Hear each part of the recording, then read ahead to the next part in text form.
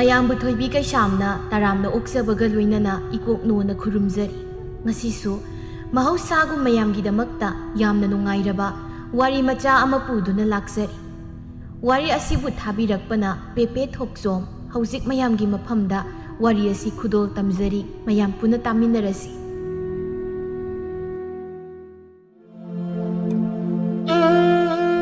ꯑꯗꯨꯉꯩ ꯃꯌꯥꯏ ꯑꯣꯏꯔꯞ ꯇꯧꯔꯛꯄ ꯃꯇꯝꯅꯤ꯫ ꯅꯨꯡꯁꯤꯗ ꯅꯤꯡꯉꯣꯜ ꯑꯣꯏꯕꯤ ꯅꯪꯒꯤ ꯃꯄꯣꯛꯁꯦ ꯀꯨꯏꯅ ꯁꯥꯡꯅ ꯑꯄꯣꯛꯄ ꯑꯄꯣꯛꯄꯤ ꯑꯅꯤꯒꯤ ꯁꯦꯕꯥ ꯐꯪꯉꯨ ꯇꯝꯂꯝꯗ꯭ꯔꯕꯤ ꯉꯁꯤꯗꯤ ꯑꯇꯣꯞꯄ ꯌꯨꯝꯅꯥꯛ ꯁꯥꯒꯩ ꯑꯃꯗ ꯇꯤꯜꯂꯒꯦ ꯍꯥꯏꯔꯦꯗꯣ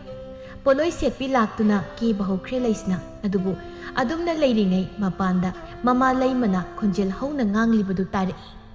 ꯃꯗꯨ ꯌꯥꯔꯣꯏ, ꯕꯣꯔꯗ ꯍꯧꯖꯤꯛꯃꯛ ꯊꯤꯗꯨꯅ ꯄꯨꯔꯛ, ꯅꯠꯇ꯭ꯔꯕꯗꯤ ꯀꯌꯥ ꯅꯨꯡꯉꯥꯏꯔꯣꯏ꯫ ꯑꯃꯨꯛꯁꯨ ꯃꯄꯥ ꯆꯥꯎꯕꯅ ꯍꯦꯔꯥ ꯂꯨꯍꯣꯡꯒꯗꯕꯒꯤ ꯉꯥꯏꯗꯨꯅ ꯂꯩꯔꯕꯁꯤꯗ ꯕꯣꯔ ꯊꯤꯕ ꯈꯪꯗ꯭ꯔꯦ ꯍꯥꯏꯕꯁꯤꯕꯨ ꯇꯥꯕ ꯌꯥꯔꯤꯕ ꯋꯥꯔꯣ? ꯑꯩꯗꯤ ꯂꯨꯍꯣꯡꯕꯁꯦ ꯀꯥꯏꯕ ꯌꯥꯔꯦ, ꯍꯧꯖꯤꯛꯃꯛ ꯕꯣꯔꯗꯨ ꯄꯨꯔꯛ꯫ ꯂꯩꯁꯅꯥ ꯉꯥꯡꯅꯔꯤꯕꯗꯨ ꯇꯥꯔꯒ ꯆꯟꯕꯤꯗ ꯍꯥꯏꯔꯞ ꯑꯣꯟꯁꯤꯟꯗꯨꯅ, ꯆꯟꯕꯤ, ꯃꯄꯥꯟꯗ ꯂꯥꯎꯅꯔꯤꯁꯤꯕꯨ ꯀꯔꯤ ꯇꯧꯕ ꯌꯥꯎꯔꯕꯒꯦ? ꯑꯃꯨꯛꯇ ꯌꯦꯡꯂꯨꯒꯦꯔꯥ? ꯍꯣꯏ, ꯑꯩ ꯌꯦꯡꯂꯨꯒꯦꯁꯦ꯫ ꯑꯁꯤ ꯍꯥꯏꯗꯨꯅ ꯆꯟꯕꯤꯗꯨ ꯊꯣꯛꯈꯤ꯫ ꯑꯗꯨꯕꯨ ꯃꯤꯀꯨꯞ ꯐꯥꯗꯦ ꯆꯟꯕꯤꯗꯨ ꯄꯥꯈꯠꯅ ꯇꯍꯥ ꯆꯦꯟꯁꯤꯜꯂꯛꯇꯨꯅ, ꯂꯩꯁꯅꯥ, ꯕꯣꯔꯗꯣ ꯆꯦꯟꯈ꯭ꯔꯦ, ꯊꯤꯕ ꯐꯪꯗ꯭ꯔꯦ ꯍꯥꯏꯅ ꯍꯥꯏꯅꯍꯧꯏ꯫ ꯑꯗꯨꯒꯤꯅꯦ ꯅꯪꯒꯤ ꯄꯥꯕꯒ ꯏꯃꯥꯒꯅ ꯁꯥꯎꯅ ꯉꯥꯡꯂꯤꯕꯁꯦ꯫ ꯀꯔꯤ? ꯆꯟꯕꯤ ꯄꯥꯈꯠꯅ, ꯂꯩꯁꯅꯥ, ꯃꯌꯥꯝ ꯂꯩꯁꯅꯥꯁꯦ ꯀꯩꯅꯣꯝ ꯇꯧꯈ꯭ꯔꯦ, ꯀꯅꯥꯅꯣꯝꯇ ꯏꯁꯤꯡꯒꯤꯗ ꯄꯨꯕꯤꯔꯛꯑꯣ, ꯂꯩꯁꯅꯥ꯫ ꯂꯩꯀꯥꯏꯒꯤ ꯃꯧ ꯑꯃꯅꯁꯨ, ꯂꯩꯁꯅꯥ, ꯅꯪ ꯋꯥꯈꯜ ꯑꯝꯇ ꯇꯥꯎꯅꯦ, ꯁꯤꯗꯤ ꯀꯝꯗꯧꯅꯤ? ꯏꯆꯦ ꯍꯣꯏ ꯇꯥꯗ ꯍꯣꯏꯁꯨ ꯃꯄꯥꯟꯗ ꯅꯨꯄꯥ ꯃꯌꯨꯝꯗꯨꯒ ꯀꯟꯅ ꯈꯠꯅꯔꯤ, ꯁꯣꯝꯗꯅ ꯂꯩꯁꯅꯥꯁꯤꯅ ꯋꯥꯈꯜ ꯇꯥꯈꯤꯗ꯭ꯔꯦ, ꯃꯌꯥꯝ ꯂꯩꯁꯅꯥꯁꯦ ꯋꯥꯈꯜ ꯂꯥꯛꯅ ꯑꯃꯨꯛꯇ ꯍꯣꯠꯅꯁꯤ꯫ ꯏꯕꯦꯝꯃ ꯂꯩꯁꯅꯥ, ꯃꯄꯥꯟꯗ ꯆꯥꯎꯕ ꯑꯩꯈꯣꯏꯕꯨ ꯂꯥꯏꯔꯔꯦ ꯍꯥꯏꯗꯨꯅ ꯅꯈꯣꯏꯒꯤꯁꯦ ꯑꯩꯈꯣꯏꯕꯨ ꯁꯤꯠꯇꯕ ꯅꯠꯇ꯭ꯔꯣ? ꯐꯅ ꯂꯥꯏꯔꯔꯕꯁꯨ ꯑꯩꯁꯦ ꯏꯖꯠ ꯑꯃꯗ ꯂꯩꯔꯤꯕꯅꯤ, ꯀꯅꯥ ꯑꯃꯗꯒꯤ ꯉꯁꯤ ꯐꯥꯎꯕꯗ ꯁꯤꯀꯤ ꯅꯤꯔꯛꯄ ꯅꯨꯄꯥ ꯅꯠꯇꯦ, ꯁꯦꯜ ꯄꯥꯏꯕ ꯅꯈꯣꯏꯅꯒꯤ ꯍꯦꯟꯗꯧ ꯅꯠꯇꯦ꯫ ꯑꯩꯒꯤꯗꯤ ꯂꯨꯍꯣꯡꯕꯁꯦ ꯀꯥꯏꯕ ꯁꯨꯛꯌꯥ ꯌꯥꯔꯣꯏ ꯍꯥꯏꯔꯤꯕꯁꯤꯅꯤ꯫ ꯏꯆꯥ ꯅꯨꯄꯤꯁꯤꯕꯨ ꯐꯥꯒꯤꯔꯣ? ꯏꯆꯥꯒꯤ ꯄꯨꯟꯁꯤꯅ ꯀꯔꯤ ꯑꯣꯏꯒꯅꯤ? ꯅꯈꯣꯏꯅ ꯑꯩꯒꯤ ꯌꯨꯝꯗ ꯂꯥꯛꯂꯒ ꯏꯆꯥ ꯅꯨꯄꯤ ꯑꯁꯤꯕꯨ ꯄꯤꯌꯣ ꯍꯥꯏꯅ ꯅꯤꯕꯗꯤ ꯑꯁꯨꯛ ꯊꯤꯅ ꯏꯀꯥꯏꯕꯁꯤ ꯄꯤꯅꯕ꯭ꯔꯣ? ꯌꯥꯔꯣꯏ, ꯑꯗꯨꯝꯅꯒ ꯈꯛ ꯇꯧꯕ ꯌꯥꯔꯣꯏ꯫ ꯃꯄꯥ ꯑꯩ ꯂꯩꯔꯤꯉꯩꯗꯗꯤ ꯅꯆꯥ ꯅꯨꯄꯥꯗꯣ ꯍꯧꯖꯤꯛꯃꯛ ꯊꯤꯗꯨꯅ ꯌꯨꯝꯁꯤꯗ ꯄꯨꯔꯛꯀꯗꯕꯅꯤ, ꯂꯨꯍꯣꯡꯕ ꯀꯥꯏꯕ ꯁꯨꯛꯌꯥ ꯌꯥꯔꯣꯏ꯫ ꯏꯕꯨꯍꯜ ꯃꯃꯥꯏꯗ ꯀꯥꯔꯛꯂꯤꯕ ꯍꯨꯃꯥꯡ ꯃꯔꯤꯛꯁꯤꯡꯗꯨ ꯃꯈꯨꯠꯅ ꯍꯥꯏꯔꯞ ꯇꯩꯊꯣꯛꯂꯒ, ꯏꯕꯥꯏ, ꯅꯁꯦꯟꯁꯨ ꯀꯔꯤ ꯍꯥꯏꯒꯗꯕꯅꯣ ꯈꯪꯗ꯭ꯔꯦ, ꯎꯄꯥꯏ ꯑꯃ ꯂꯩꯁꯤꯜꯂꯛꯇ꯭ꯔꯗꯨꯅ ꯑꯩꯁꯦ ꯍꯦꯛꯇ ꯂꯥꯛꯆꯔꯕꯅꯤ꯫ ꯅꯁꯦꯟ ꯎꯄꯥꯏ ꯂꯩꯇ꯭ꯔꯦ, ꯏꯆꯥꯗꯣ ꯑꯩ ꯊꯤꯕ ꯐꯪꯗ꯭ꯔꯦ, ꯑꯩꯕꯨ ꯑꯃꯨꯛꯇ ꯉꯥꯛꯄꯤ꯫ ꯑꯩ ꯏꯕꯥꯏꯕꯨ ꯈꯨꯔꯨꯝꯃꯣ ꯍꯥꯏꯔꯕꯁꯨ ꯑꯩ ꯈꯨꯔꯨꯝꯖꯔꯒꯦ, ꯑꯩꯕꯨ ꯑꯃꯨꯛꯇ ꯉꯥꯛꯄꯤ꯫ ꯆꯥꯎꯕ ꯁꯥꯎꯅ ꯃꯅꯤꯡ ꯈꯖꯤꯛ ꯍꯟꯗꯨꯅ, ꯑꯩ ꯅꯪꯒꯤ ꯑꯗꯨ ꯑꯗꯥ ꯈꯪꯗꯦ, ꯑꯩꯒꯤ ꯍꯥꯏꯕꯨ ꯂꯨꯍꯣꯡꯕꯁꯦ ꯀꯥꯏꯕ ꯌꯥꯔꯣꯏ, ꯑꯗꯨꯅ ꯅꯆꯥ ꯅꯨꯄꯥꯗꯨ ꯊꯤꯗꯨꯅ ꯍꯧꯖꯤꯛꯃꯛ ꯄꯨꯔꯛ꯫ ꯅꯥꯀꯜ ꯑꯃꯔꯣꯝꯗꯅ ꯄꯥꯔꯤ ꯌꯥꯝꯅ ꯍꯔꯥꯎꯅ ꯃꯥꯒꯤ ꯃꯔꯨꯞ ꯂꯨꯍꯦꯟꯕꯒꯤ ꯂꯨꯍꯣꯡꯕ ꯌꯥꯎꯅꯅꯕ ꯍꯥꯏꯗꯨꯅ ꯂꯨꯍꯦꯟꯕꯒꯤ ꯃꯌꯨꯝ ꯇꯝꯅ ꯁꯍꯔꯗꯒꯤ ꯂꯥꯛꯇꯨꯅ ꯆꯪꯂꯛꯏ꯫ ꯑꯗꯨꯕꯨ ꯂꯩꯅꯔꯝꯂꯤꯕ ꯐꯤꯕꯝꯗꯨ ꯎꯕꯗ ꯌꯥꯝꯅ ꯉꯛꯅ, ꯀꯩꯗꯧꯅꯕ ꯌꯥꯎꯔꯖꯥꯠꯅꯣ ꯇꯨꯃꯤꯟ ꯎꯪꯂꯒ ꯂꯩꯔꯤꯁꯤꯅ? ꯑꯁꯤ ꯈꯟꯗꯨꯅ ꯄꯥꯔꯤ ꯃꯈꯣꯡꯗꯨ ꯊꯥꯡꯗꯨꯅ ꯇꯞꯂꯤ ꯑꯁꯨꯝ ꯆꯪꯁꯤꯜꯂꯛꯄꯗ ꯎꯔꯦ ꯂꯨꯍꯦꯟꯕꯒꯤ ꯃꯃꯥ ꯄꯤꯁꯛꯅ ꯃꯥꯡꯒꯣꯜ ꯗꯥꯔꯤꯗꯨꯗ ꯐꯝꯗꯨꯅ ꯀꯞꯂꯤꯕꯗꯣ꯫ ꯄꯤꯁꯛ ꯀꯞꯇꯨꯅ ꯁꯥꯎꯅ, ꯑꯩ ꯅꯨꯡꯉꯥꯏꯔꯦ ꯍꯥꯏꯔꯤꯕꯁꯤꯅꯦ, ꯏꯆꯥ ꯄꯣꯛꯂꯨꯕꯒꯤ ꯃꯍꯩ ꯐꯪꯂꯦ ꯉꯁꯤꯗꯤ, ꯏꯃꯥꯁꯦ ꯈꯨꯜꯂꯩꯀꯥꯏ ꯃꯤꯌꯥꯝ ꯃꯃꯥꯡꯁꯤꯗ ꯐꯧꯔꯥꯕ ꯄꯥꯛꯑꯦ꯫ ꯄꯥꯔꯤ ꯇꯞꯅ ꯆꯪꯁꯤꯟꯗꯨꯅ, ꯏꯃꯥ ꯀꯩꯗꯧꯅꯕ ꯌꯥꯎꯔꯒꯦ? ꯏꯇꯥꯎ ꯂꯨꯍꯦꯟꯗꯦ, ꯃꯌꯥꯝ ꯀꯩꯗꯧꯅꯔꯒꯦ? ꯄꯤꯁꯛ ꯀꯞꯅ ꯄꯥꯔꯤꯗ ꯌꯦꯡꯗꯨꯅ, ꯄꯜꯂꯛꯀꯅꯣ ꯃꯗꯨꯒꯤ ꯄꯥꯄꯤꯗꯨꯒꯤ ꯃꯤꯡꯗꯣ, ꯃꯥ ꯉꯁꯤꯗꯒꯤ ꯑꯩꯒꯤ ꯏꯆꯥ ꯅꯠꯇ꯭ꯔꯕꯅꯦ, ꯑꯩꯒꯤ ꯏꯆꯥ ꯁꯤꯈ꯭ꯔꯦ, ꯂꯩꯇ꯭ꯔꯦ꯫ ꯃꯥ ꯍꯧꯖꯤꯛ ꯄꯦꯜꯂꯝꯃꯅꯦꯕ, ꯃꯃꯥ ꯃꯄꯥ ꯑꯣꯏꯕ ꯑꯩꯈꯣꯏꯅ ꯏꯀꯥꯏ ꯄꯤꯔꯨꯛ ꯈꯨꯝꯕꯁꯦ ꯃꯥ ꯍꯧꯖꯤꯛꯇꯤ ꯃꯗꯥꯃꯣꯏꯗ ꯄꯨꯡꯄꯦꯟ ꯍꯦꯛ ꯄꯦꯜꯂꯝꯃꯅꯦꯕ꯫ ꯄꯥꯔꯤꯅ, ꯏꯃꯥ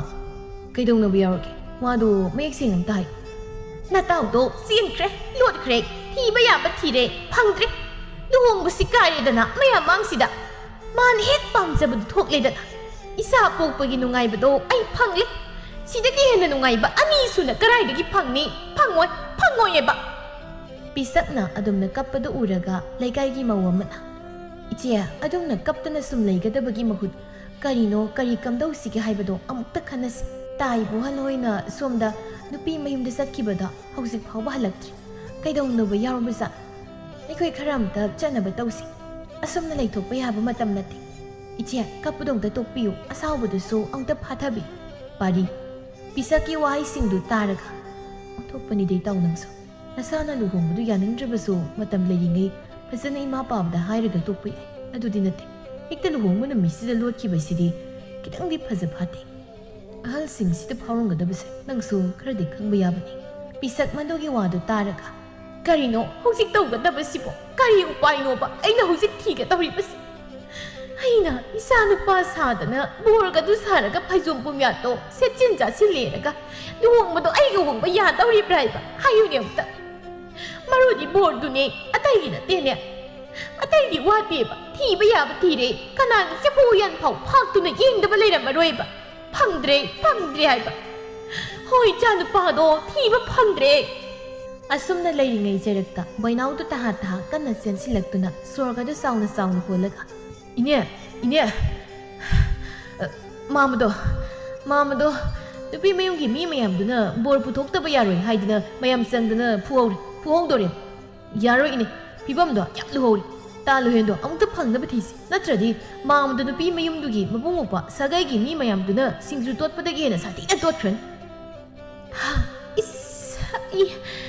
Kramai tawni sidi asi haiduna pisak makoktu paiduna phamdaki matautuda magi nakalda leiramba mauduna Isia hai nakoi kana lai isingida purong ne hai isingida puro Pari masu matautu pakhatkre phingna pisakki nakalda satphamlaga ma imungdagi leisabi masa amana taha senthoraktuna pari de isingdu pirai Pari su isingdu lawduna pisakta tapna khara pithaklam pisak tapna sordo yam pikna honduna Hausikpu karino hanubi aina ugadabasibo isa phaba pokpagi nungaiba haito sihoi amane mawamana isia asumna leithokpa yaroi haijabadu karino ma tausi natraga aikhoi mayam chatuna mukta yasinna purakna hotnasi Pisak karisu kumlakte tumina ngehak lai amuksu magi hek nakalda lairiba parido hairap yenglai Pisak wakhalama khanglak lai Pariya nang imagi matengsi angta pangbi ima upay ma leitre isana natrabadi nangi marumna hundok piramlaba nangi marumki napaga igase miyamangda amukka na imaise thangdoktuna chatpa ngamlaroi Pari khumpham khangde mahak mikuptuda kari khungani haibu Pisak madi makha tana dumak haire Pariya nang upay leitraba nangi maruki namaga napagase amukta nungsibiduna Nangi marukki ni dana siliba luhongbasi nangna mukta mahut sinbi luhongbasi kaidana nangi marukki mahut sinduna nangga oina honglasi Pariya nang iyada laktabaga yarar upay leitraba solaba ikhoibu amukta nungsibi Asumna phana kanna pisakna parigi maphamda haizarabada Pari kona thangdadi upay leita yarakle Pisak madi haraubagi ngamkhai leikhidi Pisak boinauda onsinduna Boina sat haujikmak nupi mayamda sat adugane bor leire bor halae bor thiba phangledana hairusu ahal oirabi nupi yamana Pisak nangi wadu bu yagadrane bor onthokpa sibu isia yani nupi mayumduna ne isa nupabu masak khangbanat aduna yani haisi adu boiradi phaine hai mayam haujikmak chanaba semsaw ibungosi imungda pusilu adugane mapiga se amukta hongdok halo thengkhrani Asum tauna mayamna luhongbadubu kaidanaba sinduna pari amadi leisna anidu luhongli adubu nupi mayumnadi hausik phawba luhonglibasi luhenba natte haiba khangde ahingi matamni leisna tumin thariba phamungdugi mathakta phamni somda nakal amadana pisak parida sumna hairi Pariya changone nang nupi se hausikti nangi nupi oirabani natawga haina singnaduna leiramlabasu luhongbudi nanga luhonglabani aduna changune koigan natawgi nupi nate nangi nupi ni Pari makokto hairap hotlaga adani aina sariba mathasi somda yumlomda aina nupi si puraga chatlaga na kamdo ima pabana mu kari har luhongba yawbu sakraga natawgi nupi si puraga laina salan tabro khangdi ima luhongba sibudi kaidana ba yana sintri ado ai kokti pachana sar asana pa mi kiti do madu aina haisi aina thengdaba mikuptane makhari charamda mietlag hatokadab hoi Isado hek thengnabaga makhawrida natte mamitusu kothok makhongdusu thudeu makhutsunya laitheu ado nang hausikidi kadongda sango maudo nangai da wabana loiramlani loirakpada dekte tarak changdradi sukyamak yade adunani chango hairibasi standi tokna tandawrida thabakse chango ne nang pari upai leite mahak phana sangningdrabasu changbada tare tapna thongdo hangduna changre laisna tumina phamduna leirambadagi mapuroibu changlakpa ubada phuk khawgatke taw matawduda pari tapna pham marisase laisna amuk tapna pham thaki pari laisna da hairab yenglaga kaino ai nati kai nice nangi mingdu laisna matawduda khasik noktuna laisna haibani oh laisna phazai yam phazai ado ai wa cry nang saudi songnuko ai upai leiman dabadagi tawkiba nang aigi marupusu warungnuko aduga ai busu warung ai hana nafamda lale haijarisini kai lale haino ai wakhala mataba ngamjatri somdauban nanga luhongadabadu ai nate aigi marup luhenmi aidi pari magi luhonga yawba lakpan aina lakpada madu lotre hiba khangjena leinaram ada asiyaiduna pari thokibisingdu laisnagi maphamda amata sithadana lirami amadi magi maphamda lali ngakpiyu hainasu thamoi sengna haijarami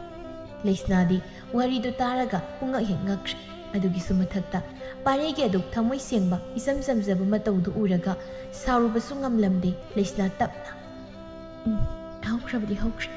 ang semdokluba yararoi ado aina aigi maruki mahup sinkrabasu laisna ai wafam amadi hayoge aigisu aina thamoi sengna nungsijabi kanagumbi ama leisai mana ibu lakpa khaurang nangai hori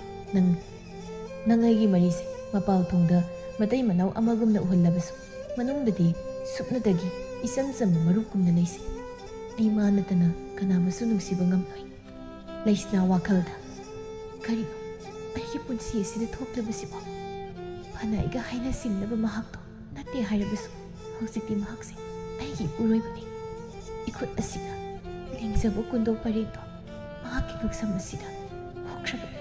hausikti mahakse aigi pumnamakne kari pakupno aina pigadaba karamna wapamse aibu tarai-taraina hoi yathoklo haibno aibu kari kumsige asi khanduna laisna tumina ngahak lei matawduda pari amuksu kaidawake aigi wase nang yaningdaba ai nang waba kaisu piroi nang boinu khundukna thamlambasu daw aigi yumda dum pusingani matangna matamna yadana ai nangbu luhongkhrabasu laisna sor sangna amuktong hondoktuna phare ayare asidagi khoini marup amagumna leirasi pari harauna noktuna iya yam harau nangna sumani yathorpusi wakhal gase ni tai asimut aidi ngasai masida khanda kokase pokhaidau tawrubani nangna laini yathorpuse kari haidunu khangchi ado ai nangi apamda su thinoi ikhoini luhomne haiduna aina nangbu phazaloi nangna atopa me yenge haribasu aigi de kaiba leite nangna pama khuding aina yaga maramdi nangna suigi yaribani hauki matamdi adumak mathangi numitni mayamdu mahi luhongba nonganbagi kanna langnari laisna mama laimada thokiba wari singdu kaptuna liri laimasu kari de hairuni masabu themjinbiba natana masagi makokta nungsina nanthabiduna taplapna hausikti haukre loikre aduna karisu khanjiluran isana amadi napana mayamangda nangadaba ikaibadu ibungonduna laklaga kanbirabani ibungondo ikhoina sauruba yaba nate mayamgi awabasi kokpiruro haidana isorna thabirakpaga chap manaribani aduna yana batauba taba ado nakoibu karamba kandagi ibungogi yumduda satkadawriba ima mana haibadadi mangani sakobasi loiraga adum chatnani hai adudi tha phabasidi thujindaba yaroidawi phare aduna tapna khanarasi ado asomda ibungodugi yumdadi paudi khanglamkhiroi migi mapa mama adunadi masasi luhongba yawu satkibani yengdana leizaram dawribani ꯃꯁꯤꯗ ꯊꯣꯛꯂꯤꯕ ꯃꯌꯥꯝꯁꯤꯗꯤ ꯈꯪꯂꯝꯃꯣꯏ ꯑꯣꯟꯊꯣꯛꯄꯅꯤꯗ ꯃꯔꯨꯞꯀꯤꯗꯃꯛ ꯃꯁꯥꯒꯤ ꯄꯨꯟꯁꯤꯕꯨ ꯍꯦꯛ ꯀꯠꯊꯣꯛꯏꯗ ꯅꯣꯡꯃꯗꯒꯤ ꯅꯤꯅꯤ ꯅꯤꯅꯤꯗꯒꯤ ꯍꯨꯝꯅꯤ ꯃꯔꯤꯅꯤ ꯑꯁꯨꯝ ꯍꯧꯔꯛꯈꯤꯕꯅ ꯂꯣꯏꯈ꯭ꯔꯦ ꯈꯨꯗꯤꯡꯃꯛ ꯄꯥꯔꯤ ꯀꯥꯗ ꯆꯪꯂꯛꯇꯨꯅ ꯂꯣꯏꯔꯕꯣ ꯑꯧ ꯂꯣꯏꯔꯦ ꯂꯥꯛꯑꯣ ꯑꯗꯨꯗꯤ ꯊꯣꯛꯅꯕ ꯇꯧꯔꯁꯤ ꯅꯪꯒꯤ ꯄꯣꯠꯆꯩ ꯃꯌꯥꯝꯁꯤꯁꯨ ꯄꯨꯅꯕ ꯑꯩꯅ ꯂꯣꯏꯅ ꯁꯤꯟꯕ ꯂꯣꯏꯔꯝꯂꯕꯅꯤ ꯅꯣꯡꯃ ꯂꯥꯛꯑꯒ ꯂꯣꯏꯅ ꯄꯨꯕ ꯌꯥꯔꯅꯤ ꯍꯣꯏ ꯑꯁꯤ ꯍꯥꯏꯗꯨꯅ ꯑꯅꯤꯗꯨ ꯊꯣꯛꯂꯛꯂꯦ ꯑꯗꯨꯒ ꯂꯩꯔꯤꯕ ꯄꯤꯁꯛ ꯏꯕꯣꯍꯜ ꯆꯥꯎꯕ ꯑꯃꯗꯤ ꯂꯩꯃꯕꯨ ꯈꯨꯔꯨꯝꯂꯝꯂꯒ ꯄꯥꯔꯤꯒꯤ ꯃꯌꯨꯝ ꯇꯝꯅ ꯆꯠꯈ꯭ꯔꯦ ꯑꯁꯨꯝ ꯂꯦꯞꯄ ꯂꯩꯇꯅ ꯂꯥꯛꯄꯅ ꯄꯥꯔꯤꯒꯤ ꯃꯌꯨꯝ ꯌꯧꯔꯛꯂꯦ ꯄꯥꯔꯤꯒꯤ ꯃꯃꯥ ꯂꯩꯕꯤ ꯃꯆꯥ ꯂꯥꯛꯄꯗꯨ ꯎꯕꯗ ꯍꯔꯥꯎ ꯍꯔꯥꯎ ꯆꯦꯟꯁꯤꯟꯖꯔꯛꯏ ꯑꯗꯨꯕꯨ ꯊꯥꯡꯂꯝꯕ ꯈꯣꯡꯊꯥꯡꯗꯨ ꯆꯞ ꯂꯦꯞꯇꯨꯅ ꯄꯥꯔꯤꯗ ꯑꯃꯨꯛ ꯂꯩꯁꯅꯥꯗ ꯑꯃꯨꯛ ꯌꯦꯡ ꯇꯧꯗꯨꯅ ꯂꯩ ꯃꯇꯧꯗꯨꯗ ꯄꯥꯔꯤꯅ ꯏꯃꯥ ꯅꯃꯧ ꯅꯨꯄꯤ ꯂꯩꯁꯅꯥ ꯏꯃꯥꯅꯤ ꯋꯥꯍꯩ ꯑꯁꯤꯗ ꯂꯩꯁꯅꯥ ꯆꯪꯁꯤꯟꯗꯨꯅ ꯂꯩꯕꯤꯕꯨ ꯃꯈꯣꯡ ꯁꯣꯛꯅ ꯈꯨꯔꯨꯝꯃꯤ ꯂꯩꯕꯤ ꯌꯥꯝ ꯉꯛꯅ ꯏꯕꯨꯡꯉꯣ ꯀꯔꯤꯅꯣ ꯅꯪꯅ ꯇꯧꯔꯛꯂꯤꯕꯁꯦ ꯅꯪꯒꯤ ꯃꯔꯨꯞꯀꯤ ꯂꯨꯍꯣꯡꯕ ꯌꯥꯎꯕ ꯆꯠꯈ꯭ꯔꯒ ꯅꯪꯅ ꯇꯧꯔꯛꯂꯤꯁꯤ ꯀꯔꯤꯅꯣ ꯑꯃꯨꯛꯁꯨ ꯏꯃꯨꯡꯗ ꯑꯣꯟꯁꯤꯟꯗꯨꯅ ꯃꯄꯥ ꯏꯃꯥ ꯄꯥꯕꯥ ꯃꯄꯥꯟꯁꯤꯗ ꯑꯃꯨꯛꯇ ꯊꯣꯛꯄꯤꯔꯛꯑꯣ ꯃꯄꯥꯁꯨ ꯇꯥꯔꯕꯣ ꯂꯩꯕꯤꯅ ꯀꯧꯔꯛꯂꯤꯕꯗꯨ ꯇꯥꯔꯗꯨꯅ ꯃꯌꯥꯝꯗꯨ ꯃꯍꯩ ꯊꯣꯛꯅꯔꯛꯏ ꯂꯩꯕꯤ ꯃꯌꯥꯝꯗ ꯑꯣꯟꯁꯤꯟꯗꯨꯅ ꯏꯕꯨꯡꯉꯣꯁꯦ ꯅꯨꯄꯤ ꯑꯃ ꯄꯨꯔꯒ ꯂꯥꯛꯏ ꯍꯥ ꯏꯁꯨꯕꯣ ꯊꯣꯏꯕ ꯅꯃꯥꯅ ꯍꯥꯏꯔꯤꯕꯁꯤꯕꯨ ꯀꯔꯤꯅꯣ ꯌꯥꯏꯁ꯭ꯀꯨꯜꯅꯁꯨ ꯅꯨꯄꯤ ꯃꯆꯥꯁꯤ ꯀꯔꯤ ꯂꯝꯗꯒꯤꯅꯣ ꯄꯥꯔꯤ ꯇꯞꯅ ꯏꯇꯥꯎꯍꯣꯏꯒꯤ ꯈꯨꯜꯗꯒꯤꯅꯤ ꯂꯩꯕꯤ ꯋꯥꯗꯨ ꯇꯥꯕꯗ ꯐ꯭ꯔꯪ ꯁꯥꯎꯒꯠꯇꯨꯅ ꯀꯔꯤꯌꯥ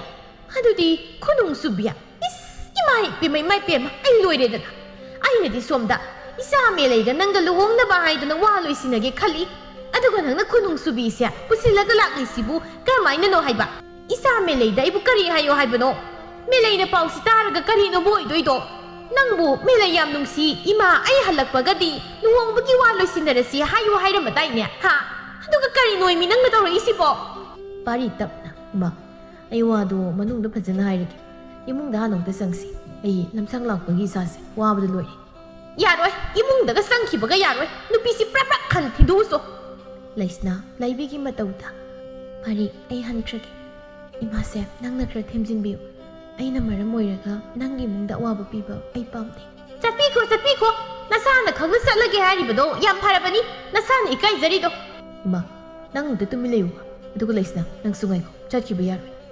ꯑꯁꯤ ꯍꯥꯏꯗꯨꯅ ꯄꯥꯔꯤ ꯊꯣꯛꯈꯤꯕꯁꯤꯡꯗꯨ ꯃꯌꯥꯝꯗ ꯂꯤꯔꯛꯂꯝꯃꯤ ꯋꯥꯔꯤꯗꯨ ꯇꯥꯔꯒ ꯌꯥꯏꯁ꯭ꯀꯨꯜꯅ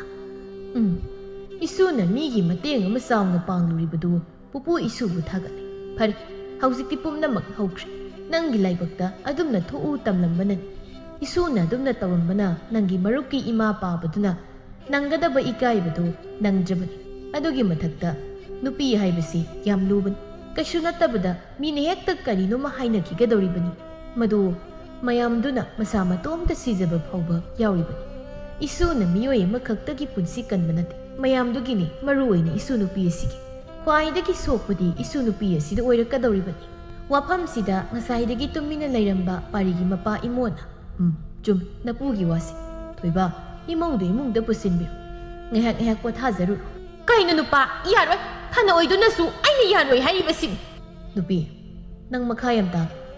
ꯑꯁꯨꯝꯅ ꯅꯨꯃꯤꯠ ꯑꯁꯤꯗꯒꯤ ꯂꯩꯁꯅꯥ ꯄꯥꯔꯤꯒꯤ ꯌꯨꯝꯗ ꯂꯩꯔꯝꯃꯤ ꯂꯩꯁꯅꯥ ꯃꯥꯅ ꯐꯅ ꯊꯃꯣꯏꯅꯨꯡꯗ ꯄꯥꯔꯤꯕꯨ ꯈꯟꯖꯔꯕꯁꯨ ꯃꯍꯥꯛ ꯅꯣꯡꯃꯇ ꯎꯠꯊꯣꯛꯇꯦ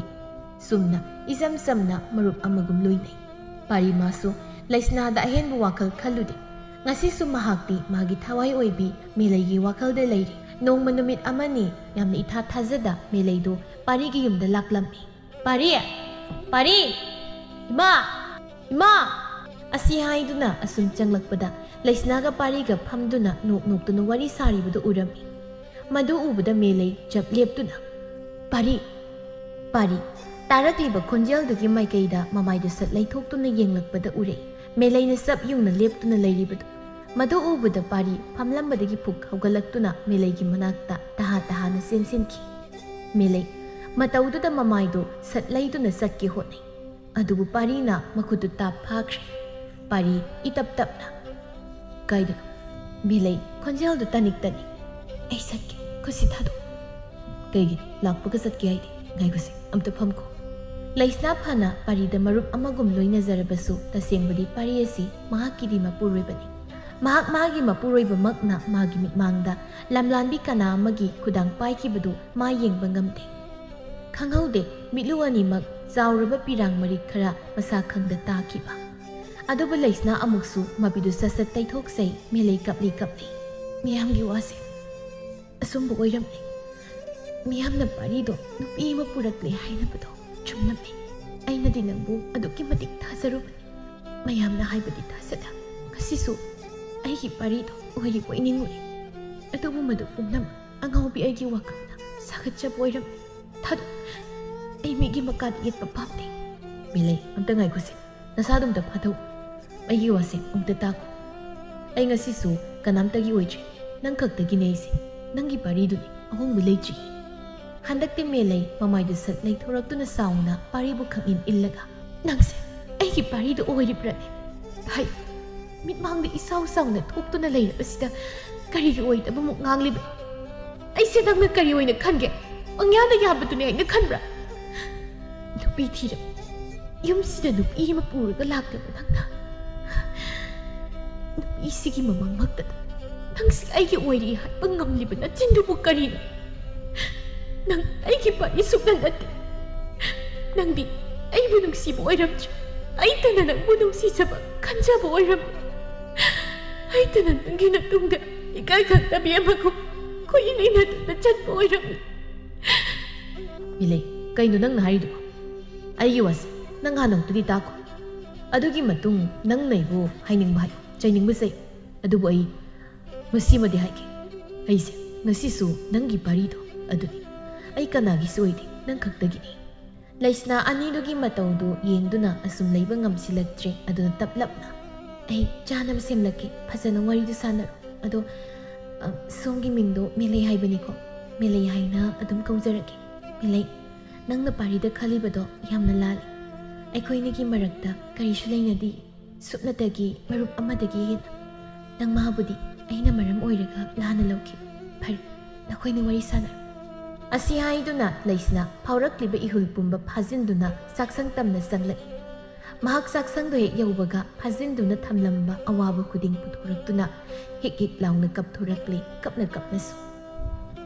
Mani aidina phamda lamlanbi manati aini lamlanbi nangnati aini marune haina ichilasina hajarabasu. Aigi tamoy asinadi nangbu marupni kallo yadi. Miyamagda kundo pareng mahak na saki oy punsilay pulasiyam kiba mahakbo. Karam na marupni hayugi. Nangdi aigi marup. Nangdi aigi ipuroy man. Pana namangda ay nakarisu utotrabasu. Nang ay punna punsilay pulasiyam kiba namitagi. Nang si aigi di kuding magni ay ayeng na lay magamdi. Nang napaikriba kudang do ay kalay. Kudang do ay kikudang si Weheni. Nang nayeng kiba miyeng na dasu uraga ay sauning. Kalay maduso ay tagyoy ning. Nang nanausinag ka ukiba ming gawon dasu. Laisna Weheni. Nang namelay ay na nung sinag ka ukiba do ay tabang hamtigin. Kuding mag ayoy ning. Haukido matamadi pumnamag pari na thokiba pumba melegi maphamda libadagi hausikti melei karisu khanjin khichri. Adubu mahak thamoigi kachil amadadi Laisnabudi sathina yekri laibi saksanga sanglaktuna. Hey, chak tu loirabra. Loirakliba. Aine sak yamna lam sanaba tawrasi. Nang mayam du kawro ai thidu amagi ngasigi chal. Laisna karisu khanjinda hoima. Asi haiduna Laisna thoki laibi Laisna mana thokhribadu hairap yenglaga praprap changsingduna insangdu yengi. Laibi masinda khangniba ngasidi thabak tawge. Khunung subi nang aigi mawoi biyaba nate. Nangse yakthuna tanthoktabu yadaba. Nang da yumsidagi tanthokraga isa me leidu isaga mu luhongnaba singadoribani. Nang leirabadi hayengnya tungda khurog yamna thanglakpa yai. Asi hairaga laibi nakalda lairiba thumdo tak paikhatlaga insangda job launa hapsinki. Mikuk kragi matungi mayamdu mahi changnaраktuna chaktu chaba honarami. ꯂꯥꯏꯕꯤ ꯆꯥꯛꯇꯨ ꯍꯦꯛ ꯆꯥꯕ ꯍꯧꯕꯒ ꯇꯤꯡꯈꯠꯇꯅ ꯂꯥꯎꯈꯠꯂꯛꯏ ꯏꯟꯁꯥꯡꯁꯤꯕꯨ ꯀꯔꯝꯍꯥꯏꯅ ꯊꯣꯡꯒꯦ ꯆꯔꯥ ꯀꯌꯥꯒꯤ ꯊꯨꯝꯅꯣ ꯑꯔꯩꯕ ꯃꯈꯩ ꯊꯥꯛꯆꯤꯜꯂꯤꯕꯁꯤꯕꯣ ꯁꯨꯛ ꯌꯥꯛꯄꯁꯤꯕꯨ ꯀꯔꯤꯅꯣ ꯃꯥꯒꯤ ꯃꯇꯧꯗꯨ ꯈꯪꯂꯕ ꯊꯕꯥꯅ ꯀꯩꯗꯧꯔꯦ ꯏꯟꯁꯥꯡꯁꯤꯗꯤ ꯌꯥꯛꯇꯦꯅ ꯅꯪꯅ ꯌꯥꯛꯏ ꯍꯥꯏꯔꯤꯕꯗꯨꯕꯨ ꯀꯔꯥꯏꯗꯒꯤꯅꯣ ꯅꯪꯕꯨ ꯅꯆꯤꯟꯗꯨ ꯁꯦꯡꯕꯗ ꯈꯔ ꯍꯦꯟꯖꯤꯜ ꯂꯥꯛꯁꯤꯟꯈ꯭ꯔꯕ꯭ꯔꯣ ꯆꯞ ꯆꯥꯔꯤꯕꯁꯤꯕꯨ ꯌꯥꯛꯑꯦ ꯍꯥꯏꯔꯤꯕꯁꯤꯕꯣ ꯄꯥꯔꯤꯁ ꯑꯗꯨꯅꯦꯕꯣ ꯅꯃꯧ ꯅꯨꯄꯤꯁꯦ ꯑꯕꯣꯛꯇꯒꯤ ꯍꯦꯟꯅ ꯑꯍꯜ ꯑꯣꯏꯁꯤꯜꯂꯕ꯭ꯔꯥ ꯀꯩꯅꯣꯝ ꯇꯧꯔꯦꯗ ꯑꯃꯨꯛꯇ ꯂꯥꯌꯦꯡꯗ ꯌꯥꯔꯣꯏꯕ ꯂꯥꯏꯕꯤ ꯁꯥꯎ ꯍꯦ ꯅꯪ ꯇꯨꯝ ꯂꯩꯌꯨ ꯅꯇꯨꯁꯦ ꯅꯪ ꯀꯟꯈꯠꯅꯕ ꯇꯧꯔꯛꯀꯅꯨ ꯑꯁꯨꯛ ꯌꯥꯛꯏꯕ ꯊꯨꯝꯁꯤꯕꯨ ꯌꯥꯛꯇꯦ ꯀꯥꯏꯅ ꯍꯥꯏꯔꯤ ꯅꯣꯏ ꯄꯨꯂꯞ ꯃꯥꯟꯅꯔꯒ ꯑꯩꯁꯦ ꯑꯉꯥꯎꯕꯤ ꯇꯥꯍꯟꯕꯅꯦꯕ ꯐꯩ ꯐꯩ ꯆꯥꯔꯣꯏꯗ ꯆꯥꯛꯀꯝꯇ ꯑꯁꯨꯛ ꯌꯥꯛꯄꯁꯤꯕꯨ ꯀꯅꯥꯅ ꯆꯥꯖꯔꯤꯒꯦ ꯉꯝꯂꯔꯣꯏ ꯀꯗꯥꯏꯗꯒꯤꯅꯣ ꯊꯣꯛꯂꯒ ꯀꯔꯤꯅꯣꯃ ꯑꯣꯏꯅ ꯆꯥꯖꯔꯨꯔꯒꯦ ꯄꯦꯟꯖꯔꯦ ꯑꯣꯛꯆꯔꯦ ꯑꯩ ꯈꯥꯖꯔꯦꯕ ꯑꯁꯤ ꯍꯥꯏꯗꯨꯅ ꯂꯩꯕꯤ ꯁꯥꯎꯅ ꯃꯈꯨꯠꯇꯣ ꯍꯥꯝꯂꯒ ꯐꯦꯠ ꯍꯥꯏꯗꯣꯛꯂꯒ ꯊꯣꯛꯈꯤ ꯃꯇꯧꯗꯨ ꯎꯔꯒ ꯊꯕꯥꯅ ꯊꯤꯗ ꯑꯉꯥꯎꯕꯤꯁꯤꯗꯤ ꯃꯁꯥꯅ ꯊꯥꯛꯄ ꯂꯥꯡꯗ ꯃꯁꯥꯅ ꯊꯨꯖꯩ ꯍꯥꯏꯗꯨꯅꯤ ꯑꯁꯤ ꯋꯥꯍꯩ ꯑꯁꯤꯗ ꯄꯥꯔꯤ ꯈꯪꯅꯣꯛ ꯅꯣꯛꯊꯣꯔꯛꯏ ꯕꯣꯛꯁꯤꯗꯤ ꯑꯗꯣꯕꯣ ꯅꯪꯕꯨ ꯀꯃꯥꯏꯅ ꯈꯪꯉꯤ ꯑꯩꯗꯤ ꯉꯝꯗ꯭ꯔꯤꯍꯦ ꯀꯩꯅꯣꯝ ꯇꯧꯈꯠꯂꯦ ꯏꯁꯥꯒꯁꯦ ꯆꯤꯡꯕ ꯑꯃ ꯌꯥꯎꯏ ꯅꯪꯗ ꯅꯠꯇꯦ ꯑꯕꯣꯛꯁꯨꯅꯦ ꯃꯁꯛꯁꯤ ꯍꯦꯛ ꯅꯨꯡꯁꯤꯔꯛꯇꯕ ꯃꯥꯅ ꯈꯜꯂꯤꯕꯨ ꯃꯥꯅ ꯇꯧꯔꯤꯕ ꯈꯨꯗꯤꯡ ꯀꯅꯥꯁꯨ ꯈꯪꯂꯔꯣꯏ ꯁꯤꯅꯤꯅꯦ ꯑꯗꯨꯅꯤ ꯉꯁꯥꯏꯅ ꯑꯩꯅ ꯆꯥꯛꯁꯪꯗ ꯆꯪꯂꯛꯄꯗ ꯃꯥꯅ ꯇꯧꯔꯤꯕꯗꯣ ꯂꯣꯏꯅ ꯎꯍꯧꯔꯕꯅꯤ ꯈꯪꯗꯕ ꯁꯥꯔꯒ ꯂꯩꯕꯒꯤ ꯋꯥꯅꯤ ꯀꯩꯗꯧꯔꯛꯀꯦ ꯌꯦꯡꯒꯦꯗꯅ ꯑꯁꯤ ꯍꯥꯏꯗꯨꯅ ꯃꯁꯨ ꯃꯕꯦꯟ ꯑꯅꯤꯗꯨ ꯄꯨꯟꯅ ꯅꯣꯛꯃꯤꯟꯅꯩ ꯏꯃꯣ ꯑꯃꯗꯤ ꯌꯥꯏꯁ꯭ꯀꯨꯜꯁꯨ ꯅꯣꯛꯐꯦꯠ ꯇꯧꯅ ꯋꯥꯗꯤ ꯉꯥꯡꯗ ꯆꯥꯛꯇꯨ ꯆꯥꯔꯤ ꯑꯗꯨꯕꯨ ꯂꯩꯁꯅꯥ ꯃꯥꯗꯤ ꯉꯥꯡꯅꯔꯤꯕ ꯇꯧꯅꯔꯤꯕꯁꯤꯡꯗꯨ ꯎꯔꯒ ꯉꯛꯅ ꯃꯈꯣꯏꯁꯤꯡꯗ ꯌꯦꯡꯂꯤ ꯂꯩꯁꯅꯥ ꯏꯉꯛ ꯉꯛꯅ ꯀꯩꯅꯣ ꯑꯩꯁꯤꯕꯣ ꯊꯕꯥꯟ ꯂꯣꯛꯇꯨꯅ ꯀꯩꯁꯨ ꯅꯠꯇꯦꯗ ꯑꯩꯁꯨ ꯊꯣꯏꯕꯤ ꯅꯃꯥꯁꯦ ꯃꯌꯥꯝ ꯆꯪꯗꯅ ꯉꯥꯎꯍꯟꯕꯅꯤ ꯋꯥꯍꯩꯁꯤꯗ ꯑꯃꯨꯛꯁꯨ ꯃꯌꯥꯝꯗ ꯄꯨꯜꯂꯞ ꯋꯥ ꯋꯥ ꯅꯣꯛꯂꯛꯏ ꯃꯤꯀꯨꯞ ꯈꯔ ꯍꯧꯈ꯭ꯔꯦ ꯂꯩꯁꯅꯥ ꯇꯞꯅ ꯄꯥꯔꯤꯒꯤ ꯅꯥꯛꯇ ꯆꯪꯂꯛꯂꯒ ꯏꯟꯁꯥꯡꯗꯣ ꯊꯨꯝꯗꯣ ꯑꯩ ꯀꯃꯥꯏꯅ ꯇꯧꯈꯤꯕꯅꯣ ꯅꯪꯅ ꯅꯠꯇꯦ ꯏꯃꯥꯅ ꯑꯁꯤ ꯍꯥꯏꯗꯨꯅ ꯊꯣꯛꯈꯤꯕꯁꯤꯡꯗꯨ ꯇꯝꯂꯝꯃꯤ ꯃꯇꯝ ꯃꯥꯅ ꯁꯨꯝ ꯆꯠꯈꯤꯕꯅ ꯅꯣꯡꯃꯒꯤ ꯅꯨꯃꯤꯠꯅꯤ ꯃꯦꯂꯩꯗꯨ ꯄꯥꯔꯤꯗ ꯑꯆꯥ ꯑꯊꯛ ꯃꯌꯥꯝ ꯑꯃ ꯄꯨꯗꯨꯅ ꯃꯣꯏꯗ ꯂꯥꯛꯂꯝꯃꯤ ꯂꯥꯏꯕꯤ ꯃꯦꯂꯩ ꯎꯕꯗ ꯍꯔꯥꯎꯅ ꯀꯧꯁꯤꯟꯗꯨꯅ ꯍꯩꯃꯥ ꯏꯆꯥ ꯂꯥꯛꯏꯗꯅ ꯂꯥꯎ ꯂꯥꯎ ꯆꯪꯉꯛꯎ ꯏꯁ ꯎꯈꯤꯗꯕ ꯀꯨꯏꯔꯦꯗ ꯏꯆꯥꯗꯤ ꯃꯦꯂꯩ ꯋꯥꯔꯧꯔꯞ ꯇꯧꯅ ꯏꯃꯥ ꯈꯪꯗ꯭ꯔꯦꯗ ꯅꯆꯥꯅ ꯂꯥꯛꯂꯤꯕꯁꯦ ꯌꯥꯝꯅ ꯏꯀꯥꯏ ꯈꯪꯗꯕꯤ ꯇꯥꯔꯕ꯭ꯔꯥ ꯀꯔꯤꯒꯤ ꯇꯥꯒꯗꯧꯔꯤꯕ ꯇꯥꯗꯦ ꯇꯥꯗꯦ ꯏꯆꯥꯗꯤꯅꯦ ꯌꯨꯝꯁꯤꯒꯤ ꯃꯅꯤꯅꯦ ꯏꯀꯥꯏ ꯈꯪꯗꯕꯗꯤ ꯏꯆꯥ ꯅꯠꯇꯦ ꯃꯤꯒꯤ ꯃꯀꯥꯗ ꯌꯦꯠꯀꯅꯤ ꯍꯥꯏꯅ ꯌꯨꯝꯁꯤ ꯂꯩꯔꯤꯕ ꯑꯃꯁꯤꯅꯦ ꯏꯀꯥꯏꯒꯗꯕꯗꯤ ꯏꯃꯥꯅ ꯑꯗꯨꯝꯅ ꯍꯥꯏꯔꯕꯁꯨ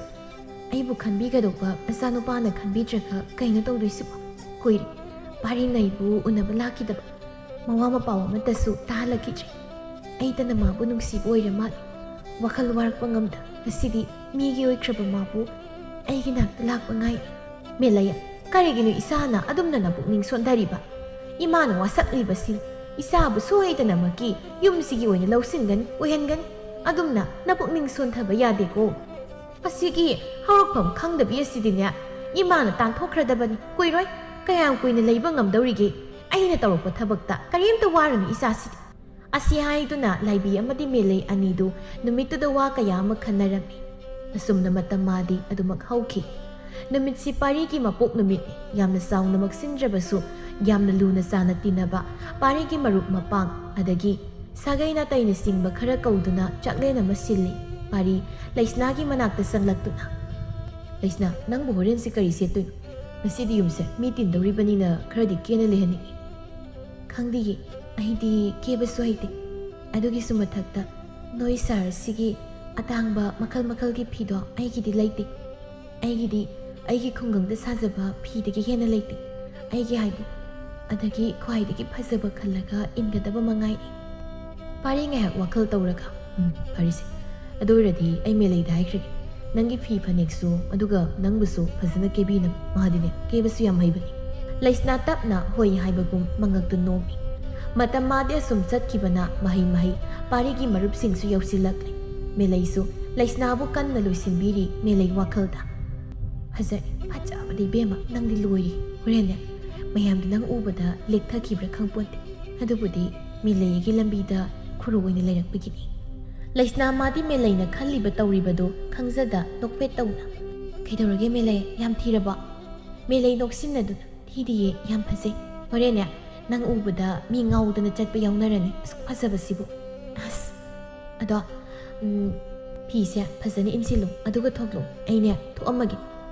ꯑꯁꯤ ꯍꯥꯏꯗꯨꯅ ꯃꯦꯂꯩꯗꯨ ꯃꯥꯏ ꯂꯩꯗꯨꯅ ꯊꯣꯛꯂꯛꯏ ꯃꯦꯂꯩ ꯆꯠꯅ ꯆꯠꯅ ꯌꯥꯝꯅ ꯑꯈꯥꯕ ꯃꯤꯅꯣꯛ ꯑꯃ ꯇꯝꯈꯤ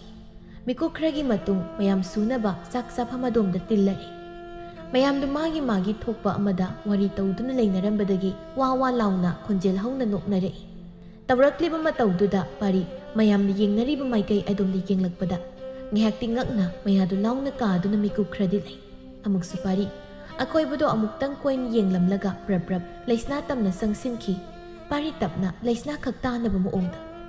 ꯀꯩꯒꯤꯅꯣ ꯍꯩꯇꯦ ꯍꯥꯏꯔꯒ ꯅꯁꯥ ꯅꯇꯣꯝꯗ ꯀꯦꯔꯒ ꯊꯣꯛꯂꯛꯏꯁꯤꯕꯣ ꯑꯩꯕꯨ ꯃꯦꯂꯩ ꯊꯥꯖꯤꯟꯈꯤꯕꯗꯥꯏꯅꯦ ꯂꯩꯁꯅꯥ ꯇꯤꯡꯉꯛ ꯇꯤꯡꯉꯛ ꯀꯩꯗꯧꯔꯒꯦ ꯑꯩꯅ ꯀꯦꯖꯕ ꯅꯠꯇꯤꯌꯦ ꯃꯦꯂꯩꯅ ꯀꯦꯕꯤꯕꯅꯤ ꯐꯖꯗ꯭ꯔꯕꯣ ꯌꯥꯝ ꯊꯤꯔꯕꯣ ꯑꯗꯨꯕꯨꯗꯤ ꯑꯩꯁꯨ ꯈꯪꯉꯤ ꯑꯩ ꯊꯤꯖꯩ ꯍꯥꯏꯕ ꯄꯥꯔꯤ ꯄꯤꯁꯨꯝꯗ ꯍꯥꯏꯔꯞ ꯁꯨꯛꯂꯒ ꯀꯩꯕ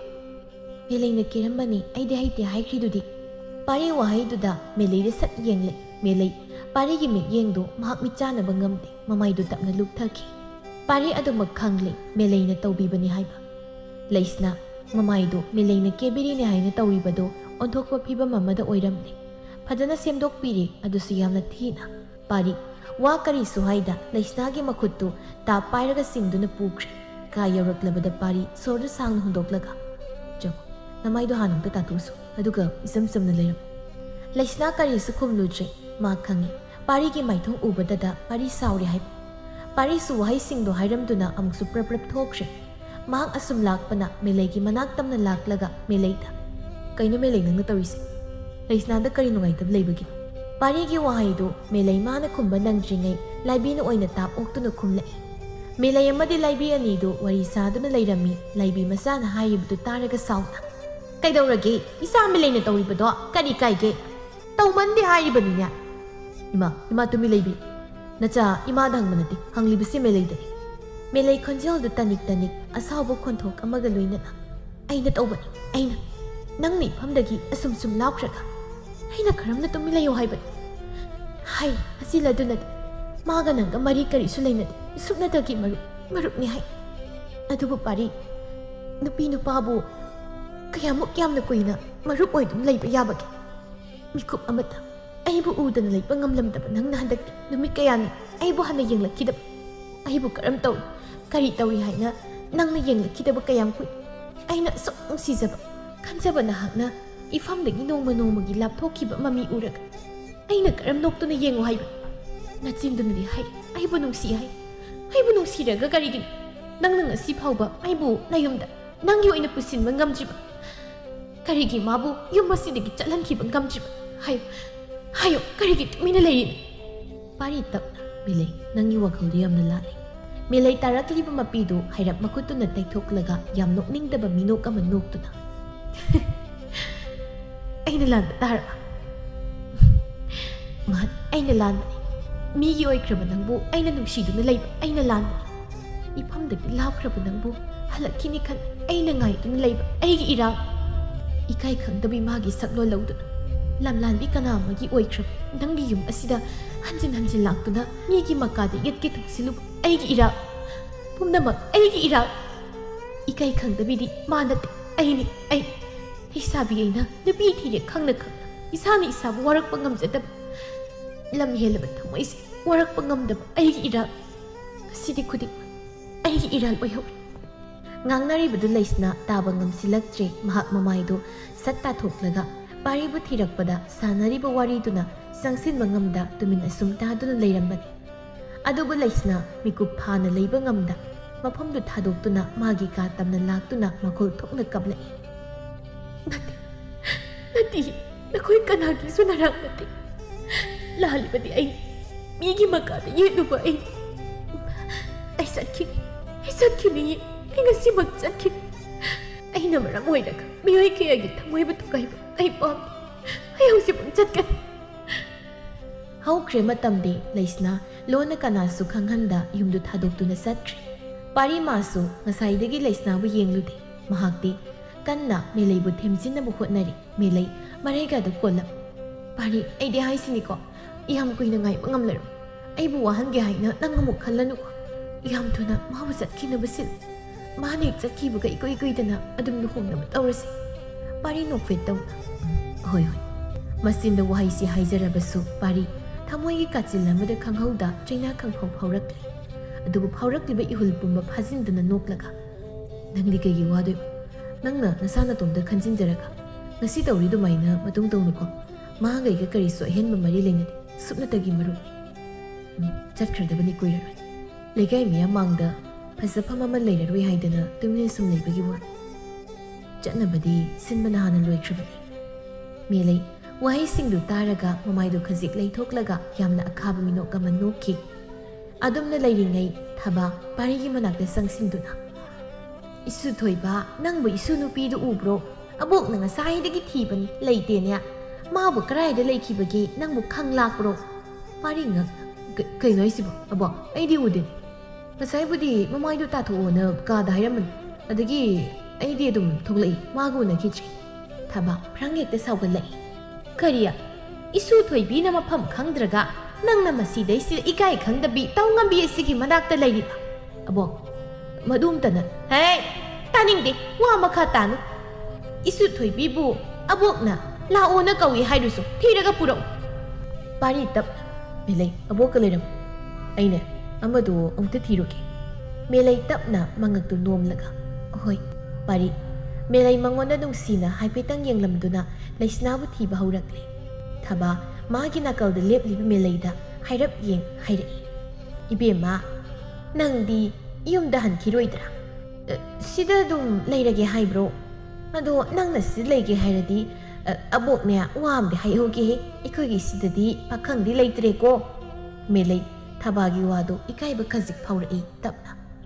ꯑꯕꯣꯛ ꯅꯁꯨ ꯆꯠꯂꯨꯈꯤꯒꯦ ꯑꯁꯤ ꯍꯥꯏꯔꯝꯗꯨꯅ ꯃꯦꯂꯩ ꯃꯈꯣꯡꯗꯨ ꯇꯞꯂꯤ ꯇꯞꯂꯤ ꯊꯥꯡꯗꯨꯅ ꯊꯣꯛꯂꯛꯂꯤ ꯁꯣꯝꯗꯅ ꯄꯥꯔꯤ ꯂꯩꯁꯅꯥꯕꯨ ꯊꯤꯕ ꯐꯪꯂꯛꯇ꯭ꯔꯕꯗ ꯃꯁꯥꯗ ꯁꯨꯝ ꯄꯥꯈꯠꯂꯛꯂꯤ ꯄꯥꯔꯤ ꯇꯞꯅ ꯃꯁꯤꯟꯊ ꯂꯩꯁꯅꯥ ꯅꯪꯕꯨ ꯆꯠꯂꯕ꯭ꯔꯣ ꯀꯔꯤꯒꯤ ꯏꯐꯝꯗ ꯇꯥꯛꯂꯝꯗ ꯆꯠꯂꯤꯕꯅꯣ ꯋꯥꯍꯩ ꯑꯃꯇ ꯑꯣꯏꯔꯕꯁꯨ ꯍꯥꯏꯔꯝꯗ꯭ꯔꯤꯕ ꯀꯔꯤꯒꯤ ꯑꯩꯕꯨ ꯋꯥꯔꯧꯗꯨꯅ ꯅꯪ ꯆꯠꯂꯕ꯭ꯔꯥ ꯂꯩꯕꯤ ꯃꯆꯥꯒꯤ ꯃꯇꯧꯗꯨ ꯃꯥ ꯉꯁꯥꯏꯗꯒꯤ ꯌꯦꯡꯂꯤꯕꯅꯤ ꯑꯁꯨꯝ ꯌꯦꯡꯂꯝꯕꯗꯒꯤ ꯆꯪꯁꯤꯜꯂꯛꯇꯨꯅ ꯆꯠꯈ꯭ꯔꯕꯅꯤ ꯊꯤꯔꯨꯔꯅꯨ ꯀꯥꯟꯅꯔꯔꯣꯏ ꯊꯣꯏꯕ ꯄꯥꯔꯤ ꯉꯛꯅ ꯃꯃꯥꯗ ꯌꯦꯡꯂꯛꯏ ꯂꯩꯁꯅꯥꯅ ꯆꯠꯈꯤꯕꯗꯨ ꯑꯇꯩ ꯀꯅꯥꯃꯅ ꯎꯍꯧꯗ꯭ꯔꯕꯁꯨ ꯂꯩꯕꯤ ꯃꯥꯗꯤ ꯎꯍꯧꯏ ꯂꯩꯕꯤ ꯃꯁꯥꯗ ꯌꯦꯡꯂꯒ ꯏꯃꯥꯅ ꯅꯠꯇꯦ ꯃꯁꯥꯅ ꯆꯠꯈꯤꯕꯅꯤ ꯑꯁꯤꯈꯛ ꯍꯥꯏꯔꯝꯗꯨꯅ ꯂꯩꯕꯤ ꯁꯠ ꯃꯃꯥꯏꯗꯨ ꯂꯩꯊꯣꯛꯇꯨꯅ ꯂꯥꯛꯂꯤ ꯄꯥꯔꯤ ꯃꯃꯥꯒꯤ ꯋꯥꯗꯨ ꯇꯥꯔꯒ ꯃꯁꯥꯗꯨ ꯇꯔꯪ ꯑꯃꯗ ꯆꯞ ꯌꯨꯡꯅ ꯂꯦꯞꯇꯨꯅ ꯂꯩꯈ꯭ꯔꯤ ꯑꯗꯨꯕꯨ ꯂꯩꯕꯤ ꯆꯠꯅ ꯆꯠꯅ ꯃꯥꯒꯤ ꯅꯤꯡꯕ ꯊꯨꯡꯂꯦ ꯈꯟꯖ ꯅꯣꯛꯃꯤ ꯅꯣꯛꯃꯤ ꯇꯧꯔꯤ ꯂꯩꯁꯅꯥ ꯁꯨꯝ ꯂꯥꯛꯄꯅ ꯃꯥꯒꯤ ꯈꯨꯜꯗꯨ ꯌꯧꯔꯗꯨꯅ ꯃꯌꯨꯝ ꯇꯝꯅ ꯂꯥꯛꯂꯤ ꯂꯩꯃ ꯃꯁꯥꯕꯨ ꯅꯨꯡꯁꯤꯅ ꯌꯦꯡꯂꯒ ꯏꯕꯨꯡꯉꯣꯗꯤ ꯂꯥꯛꯇꯕ꯭ꯔꯣ ꯅꯇꯣꯝꯇꯔꯣ ꯁꯨꯃꯥꯏꯅ ꯂꯥꯛꯀꯅꯤ ꯍꯥꯏꯔꯗꯤ ꯅꯪꯕꯨ ꯍꯥꯟꯅ ꯄꯥꯎ ꯑꯃ ꯍꯥꯏꯔꯛꯄ ꯌꯥꯗ꯭ꯔꯣ ꯂꯩꯁꯅꯥ ꯈꯨꯝꯗꯦ ꯇꯨꯃꯤꯟꯅ ꯃꯃꯥꯏꯗꯨ ꯂꯨꯛꯊꯗꯨꯅ ꯂꯩ ꯃꯇꯧꯗꯨꯗ ꯂꯩꯃꯅ ꯀꯩꯗꯧꯔꯦ ꯏꯆꯥꯕꯨ ꯀꯔꯤ ꯇꯧꯔꯕꯒꯦ ꯏꯃꯥꯗ ꯍꯥꯏ ꯍꯟꯗꯛꯇꯤ ꯂꯩꯁꯅꯥ ꯐꯨꯝꯖꯤꯟꯗꯨꯅ ꯊꯝꯂꯝꯕ ꯑꯋꯥꯕ ꯀꯌꯥꯗꯨ ꯐꯨꯗꯣꯔꯛꯇꯨꯅ ꯈꯪꯍꯧꯗꯦ ꯃꯃꯥꯕꯨ ꯁꯦꯠꯅ ꯀꯣꯟꯁꯤꯟꯗꯨꯅ ꯃꯈꯣꯜ ꯊꯣꯛꯅ ꯀꯞꯂꯛꯄ ꯃꯇꯧꯗꯨꯗ ꯏꯃꯨꯡꯗꯒꯤ ꯊꯣꯛꯂꯛꯄ ꯆꯥꯎꯕꯗ ꯅꯠꯇꯅ ꯂꯩꯃ ꯃꯈꯣꯏ ꯑꯅꯤꯃꯛ ꯄꯨꯂꯞ ꯄꯥꯈꯠꯈ꯭ꯔꯦ ꯆꯥꯎꯕ ꯄꯥꯈꯠꯅ ꯀꯩꯗꯧꯔꯦ ꯏꯄꯥꯒꯤ ꯂꯩꯁꯅꯥ ꯀꯔꯤꯒꯤꯅꯣ ꯏꯆꯥꯅ ꯀꯞꯂꯤꯕꯕꯣ ꯂꯩꯁꯅꯥ ꯋꯥꯔꯤ ꯄꯨꯝꯕ ꯃꯄꯥ ꯑꯃꯗꯤ ꯃꯃꯥ ꯑꯅꯤꯗ ꯃꯊꯪ ꯃꯊꯪ ꯇꯝꯂꯝꯃꯤ ꯂꯩꯃ ꯃꯁꯥꯒꯤ ꯋꯥꯔꯤꯗꯨ ꯇꯥꯔꯒ ꯀꯔꯤꯅꯣꯅꯦ ꯏꯕꯦꯝꯃ ꯅꯪꯅ ꯇꯧꯔꯝꯂꯤꯕꯁꯤꯕꯣ ꯑꯁꯨꯛ ꯀꯨꯏꯕꯁꯦ ꯏꯆꯥꯗꯤ ꯀꯌꯥꯗ ꯋꯥꯅ ꯂꯩꯔꯝꯂꯕ ꯂꯨꯍꯣꯡꯂꯕ ꯃꯇꯨꯡ ꯃꯥꯅ ꯈꯜꯂꯤꯕꯗꯨꯕꯨ ꯌꯥꯕ꯭ꯔꯅꯦ ꯅꯨꯄꯤꯗꯨꯁꯨꯅꯦ ꯐꯅ ꯈꯪꯅꯔꯝꯂꯦ ꯍꯥꯏꯔꯒꯁꯨ ꯍꯧꯖꯤꯛꯇꯤ ꯅꯨꯄꯥꯗꯣ ꯅꯨꯄꯤ ꯂꯩꯔꯕꯅꯤ ꯃꯥ ꯈꯣꯡꯐꯝꯗꯣ ꯍꯟꯗꯣꯛꯈꯤꯕ ꯇꯥꯕꯅꯤ ꯃꯣꯏꯒꯤꯁꯤꯗꯤ ꯏꯆꯥꯕꯨ ꯈꯨꯡꯒꯪ ꯅꯤꯡꯉꯣꯜꯅꯤ ꯀꯔꯤꯁꯨ ꯈꯪꯂꯣꯏ ꯍꯩꯔꯣꯏ ꯍꯥꯏꯗꯨꯅ ꯎꯁꯤꯠꯇꯕꯒꯤ ꯇꯧꯔꯤꯕꯅꯤ ꯐꯔꯕꯅꯤ ꯏꯆꯥꯅ ꯉꯁꯤ ꯌꯨꯝꯗ ꯍꯜꯂꯛꯂꯤꯕꯁꯤ ꯁꯤꯗꯅꯦ ꯋꯥꯈꯜ ꯅꯨꯡꯉꯥꯏꯅ ꯂꯩꯊꯣꯛꯑꯣ ꯏꯆꯥꯁꯤꯗꯤ ꯑꯋꯥꯕ ꯋꯥꯈꯜ ꯈꯟꯕ ꯌꯥꯗꯦꯀꯣ ꯇꯣ ꯀꯞꯂꯤꯕꯗꯣ ꯍꯣꯔꯦꯟꯅꯦ ꯅꯀꯣꯛꯇꯨ ꯆꯤꯛꯄ ꯇꯥꯔꯦ ꯉꯥꯏꯍꯥꯛ ꯂꯩꯔꯕꯗꯤ ꯃꯃꯥ ꯑꯩꯅ ꯀꯩꯊꯦꯜ ꯐꯥꯎꯗ ꯆꯠꯂꯨꯒꯦ ꯉꯁꯤꯗꯤ ꯏꯆꯥ ꯂꯥꯛꯄꯒꯤ ꯉꯥ ꯆꯥꯁꯤ ꯏꯆꯥꯒ ꯄꯨꯟꯅ ꯆꯥꯈꯤꯗꯕ ꯌꯥꯝ ꯀꯨꯏꯔꯦ ꯃꯇꯝ ꯃꯥꯅ ꯁꯨꯝ ꯆꯠꯈꯤꯕꯅ ꯄꯥꯔꯤ ꯅꯣꯡꯃ ꯅꯣꯡꯃꯒꯤ ꯂꯩꯁꯅꯥꯕꯨ ꯅꯤꯡꯁꯤꯡꯕ ꯍꯦꯜꯂꯛꯏ ꯃꯥ ꯍꯧꯖꯤꯛꯇꯤ ꯃꯦꯂꯩꯒꯤ ꯋꯥꯈꯜ ꯆꯪꯈꯤꯗ꯭ꯔꯦ ꯂꯩꯁꯅꯥꯒꯤ ꯋꯥꯈꯜꯗ ꯃꯁꯥꯗꯣ ꯂꯩꯇꯥꯐꯝ ꯈꯪꯗꯕ ꯃꯤꯀꯨꯞ ꯈꯨꯗꯤꯡ ꯃꯥꯇꯕꯨ ꯈꯜꯂꯒ ꯌꯥꯝꯅ ꯋꯥꯅ ꯂꯩꯔꯛꯏ ꯁꯣꯝꯗꯁꯨ ꯆꯞ ꯃꯥꯟꯅꯩ ꯄꯥꯔꯤꯅ ꯍꯦꯟꯕ ꯅꯠꯇꯦ ꯂꯩꯁꯅꯥ ꯃꯍꯥꯛꯅ ꯃꯌꯨꯝꯗ ꯍꯜꯂꯛꯇꯨꯅ ꯂꯩꯕ ꯅꯨꯃꯤꯠꯇꯒꯤ ꯃꯁꯤ ꯎꯡꯗꯨꯅ ꯆꯥꯕ ꯊꯛꯄ ꯆꯪꯗ ꯂꯩꯔꯛꯄꯅ ꯍꯧꯖꯤꯛꯇꯤ ꯃꯁꯥꯗꯣ ꯑꯅꯥꯕ ꯑꯣꯜꯂꯛꯂꯦ ꯐꯃꯨꯡꯗꯒꯤ ꯍꯧꯒꯠ ꯀꯥꯡꯈꯠ ꯐꯥꯎ ꯉꯝꯗ꯭ꯔꯦ ꯌꯥꯝꯅ ꯋꯥꯅ ꯂꯩꯔꯝꯃꯤ ꯆꯥꯎꯕ ꯑꯃꯗꯤ ꯂꯩꯃ ꯑꯅꯤꯗꯤ ꯃꯆꯥꯒꯤ ꯃꯇꯧꯗꯨ ꯇꯁꯦꯡꯅ ꯌꯦꯡꯕ ꯉꯝꯗ꯭ꯔꯦ ꯂꯩꯃ ꯀꯞꯇꯨꯅ नुपा मोइगी सहर हाइबदो अदुदा चलुगे इया नुपा थीबा चटके इसाना सुमना लैबसे ममा येंबा ngamde isaगीदमा चलुगे चाउबा करी खुंगनी मिकुपतुदा मा खंगदे तुमिन्ना ममितु चेना उसिंदुना लैकी थबा मसनुपा पारीगी कादा संगलक्तुना तपना इसु थोइबा इसुबु कैदौरगे अबोक्ता हाइ नमाना सिलिबसे इसुबु पामद्रब्रो इसुना करी खली अबोक्ता हाइ लाइबी माना फना मसागी माइथों उबदा खंगद्रबसु थबादी फजना खंगी अदुनुबु संगलक्तुना हंगलिबनी लाइबी लैसना हेक चटखिबा नुमितगी पारी अमदि मेलै अनिगी लुहुंगनबा सेम साबा हौख्रे नुमित फाउबा लेपनख्रे लाइबीदी महाकना पामजबा थवाइना खोइदाजबा ममों लाक्लनी खनबदा नुकमी नुकमीदा तौदुना लैख्रे पारी मबोक्ता हाइरप येंगलगा तपना अबो नसु करी हाइगदबनु खंगनी अदु अई मेलैबदी नुंसी अदुबु मागा लुहुंगबा हाइबसिदा अई हंदक्ति वखल यामना खली हानदी मागा इगगी पंथुं मदुदन नसुना खलम अदुबु हौसि पंथुंदुना मांगदा लैरबसिददि करिगिनु खंगते अई पामलक्तबगुम तौरे यानिंगदबगुम थबा खजिक नोक्तुना अदुदी अबो वहांग महंगी इसुबु सिंगना खुमगद्रा कई वहांग नोबो हिप्तांग इसु थुइबिदी नंग अमुक्ता फाउबु निंगसिंगदब्रा हाइ अबोक्ता निंगसिंगदे पारी ngakna mabokta yenglei thaba masugi mityengdo khanglabra nokphet tawna mabudi ningsing natra chummi ko aboki wase pari ngakna au chummi bo khangde hadak marakse mata aina imit sida urise imit anisi uisili ui pangi khangde adum uraga nei haye hangsit ngairaba aiga luhonga doriba aigi thawai milei mahakta ubudra hairaga mata ne ina uribase basidagi nasuna khandokpam khangda ngoksatnari angawbasidi karigi nangna nangi thamoigi wa tagi hotnate apuna ba mana puraga chathlaliba karigino namito amuktang chetna uisil kana uiye uribado nangi panthung nasagi panthung nasana semdana kanana semgani pari mabok na haibagi matung inna mamitu chetna uisinduna mikup kharadi lai urei laisnagi isam samsab matang kaya singdu mathang mathang mahak mamitu sat amuk pangthoraktuna thabada muktang setna konsinduna abo nasu hausikti khang nasu gi lambi abo imada kraibi nasu sai abo ki su thoibi du lo asiai du na pari kanabasu hana yenglamda satki somda me lei su khangi handak pari da honglakliba mo ummatau pumba tumin umduna phamni me leina aina tawri sibu yam lalaba ai ka ki nungsi ai ta ki apamatu khak phangnaba aina tawri basibu chublitra matamgi khonglei matung ina मागी वाखलसु होंख्रे खंगलबा उरब अइना करिगी माबसु फासिंदुना थांगे होनारी अइ सिंगाउरब मीगी मकाद येतपा ओइना थोकलब मा अइना येतपन अइना खुरा होइबन हौकी मतम मादी पारी assume लाकपना लैसनागी खुल you're महाकना सुम लाकपदा ngasiदी था थासदा मागी मरुप लुहेनबदुगा लंबीदा थेंगनरी लुहेनबा पारी उबदा तपना दौ पारी खुमदे तुमिन लुहेनबदा येंगदुना लै लुहेनबा मखा तारै इताउ अइखा नंग नैबा सोइदना मकी वारौरमगनी हाय अइना मरम ओइरगा नंगी थमोइदा नतना इचल मेलैगिसु यावना थुगाइरे नखोइ अनिगिदा नते लैसनागिसु हे लानख्रे थाउ मखोइ नैबु ngakpiba ngamdrabasu nangna deibu ngakpi ima pabada aina kayarkana haizakibani luhungba yaba ngambai ngalingaida haidokpiyo haiduna aduba makoina aigi wamta takiri aduba aidi aigi nungsizabai kana amagidamak punsise kathoklage haina lepkibana aina luhungba numito kana udringai lona yumdagi thokibani luhungba kairasano haiduna adubu masumna oirakani haibadi haina khaludre wahaisingdo haiba loirakpada pari luhenbabu chetna konsinuna karigi tauda waraudu itauda waraupum thokte itauna dum tawrambana leisnabu aigi oibu phangzakiba ai mabu lobu lakpa hojikti ai magi damak lepnage haina khali mabu amuk ana aina wahalaroi asi haiduna thokiba pumba tamla luhenba waridu taba loirakpada tapna pare nangna dumna lepnabadi chat isa leisnagi mayumda hojik मादो यामना कन्ना नादुना लैरे हाइबा पाउ ताइ लैकाइ खो थांगना ओइबनिना कनाना कैदौ लोइना ताइद मादि आइगी चलगुम नोंमता इना रानबा मि येंगना येंगिछि माना दैबु खंगदब आइना दे माबु खंगी चलोइ ताउ ओइ ꯑꯁꯤ ꯍꯥꯏꯗꯨꯅ ꯄꯥꯔꯤ ꯂꯩꯁꯅꯥꯒꯤ ꯃꯌꯨꯝ ꯇꯝꯅ ꯂꯥꯛꯂꯦ ꯎꯔꯦ ꯂꯩꯁꯅꯥꯅ ꯐꯃꯨꯡꯗ ꯌꯥꯇꯥꯗꯨꯅ ꯑꯁꯤꯕ ꯑꯃꯒꯨꯝ ꯂꯩꯔꯤꯕꯗꯨ ꯃꯗꯨ ꯎꯕꯗ ꯄꯥꯔꯤ ꯄꯥꯈꯠꯄꯅ ꯂꯩꯁꯅꯥ ꯀꯩꯅꯣ ꯅꯪꯅ ꯇꯧꯔꯝꯃꯤꯁꯤꯕꯣ ꯂꯩꯁꯅꯥ ꯇꯞꯅ ꯌꯥꯝꯅ ꯋꯥꯅ ꯄꯥꯔꯤ ꯃꯦꯂꯩꯗꯤ ꯄꯥꯔꯤ ꯂꯩꯁꯅꯥꯒꯤ ꯋꯥꯍꯪꯗ ꯅꯨꯄꯥ ꯑꯣꯏꯔꯕꯁꯨ ꯀꯞꯂꯛꯂꯤ ꯄꯥꯔꯤ ꯈꯣꯟꯖꯦꯜꯗꯨ ꯇꯥꯅꯤꯛ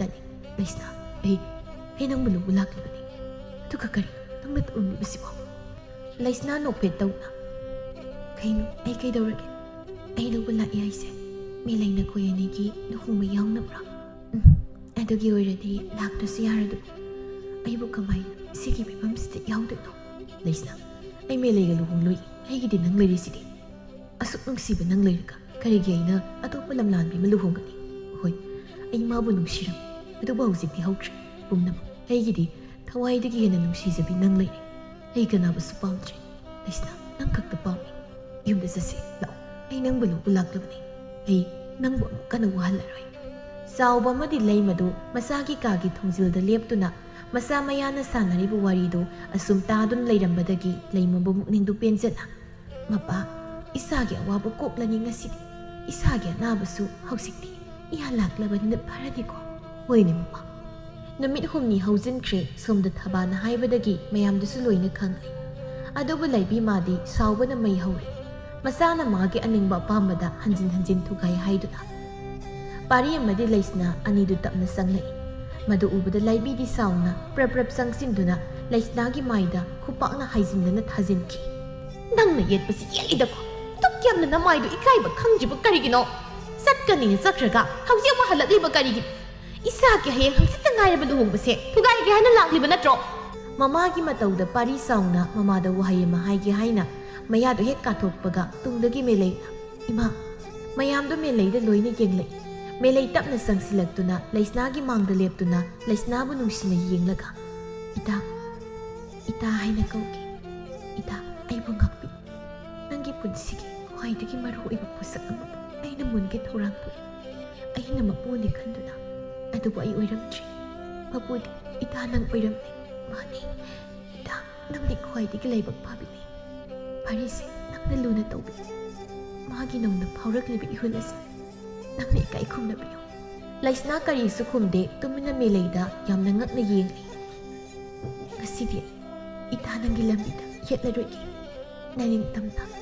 ꯅꯨꯡꯁꯤꯕ ꯃꯥꯒꯤ ꯃꯈꯥꯗ ꯂꯩꯁꯥ ꯇꯝꯖꯔꯣ ꯐꯔꯤ ꯏꯇꯥꯁꯤ ꯂꯨꯅ ꯇꯧꯕꯤꯌꯨꯀꯣ ꯃꯥꯕꯨ ꯃꯤꯔꯥꯏꯕ ꯌꯥꯔꯣꯏ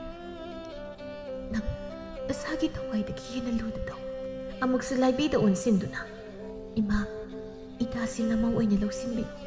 ꯑꯩꯗꯤ ꯏꯃꯥꯒꯤ ꯏꯆꯥ ꯅꯤꯉꯣꯜ ꯑꯣꯏꯅ ꯑꯗꯨꯃꯛ ꯂꯩꯖꯒꯦ ꯅꯃꯧꯅꯦ ꯍꯥꯏꯅ ꯈꯟꯕꯤꯒꯅꯨ ꯏꯃꯥ ꯅꯪꯒꯤ ꯅꯃꯧꯗꯤ ꯏꯇꯥꯁꯤꯅꯤ